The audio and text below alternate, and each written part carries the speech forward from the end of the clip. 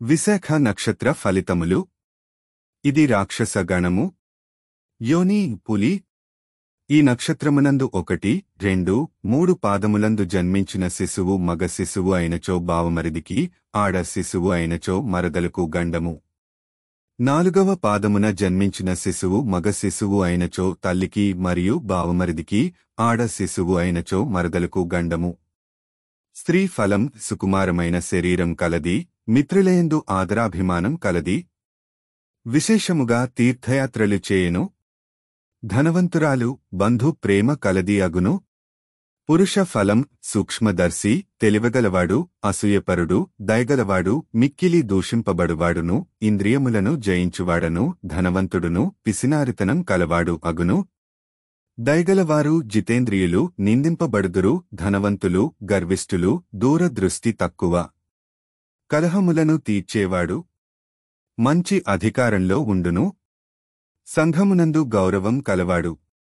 రాజకీయ సంబంధమైన అధికారము కలవాడును, నౌకర్లు కలిగియుండును. వీరికి లక్ష్మీ అనుగ్రహం బాగుగా ఉండును.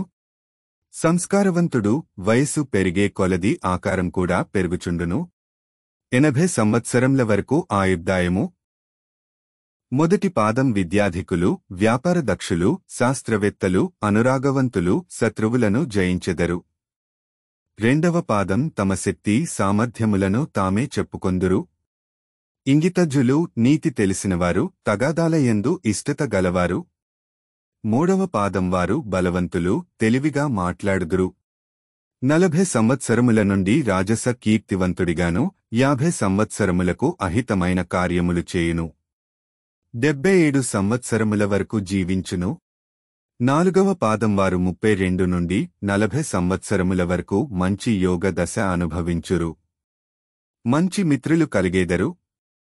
2 విధములైన ధనార్జన చేయుదురు. 60 సంవత్సరములు పుత్రాధికారమైన వైభవమును అనుభవించురు. 63 సంవత్సరం అనారోగ్యం, జాగ్రత్త అవసరం. పేగులు మెడకు చుట్టుకొని పుట్టిన, వర్జ్యం, దుర్ముహూర్తం, అమావాస్య, గ్రహణము, తల్లిదండ్రులు, సోదర సోదరిమణుల జన్మ నక్షత్రం ఎందు పుట్టిన తప్పక శాంతి చేయవలెను. నవగ్రహములకు దానములు, నక్షత్ర జపము, హోమశాంతి, రుద్రాభిషేకము, అమ్మవారికి కుంకుమ పూజలు, సువర్ణ దానము జరిపించిన ఆయురారోగ్య భాగ్యములు పొందుదురు.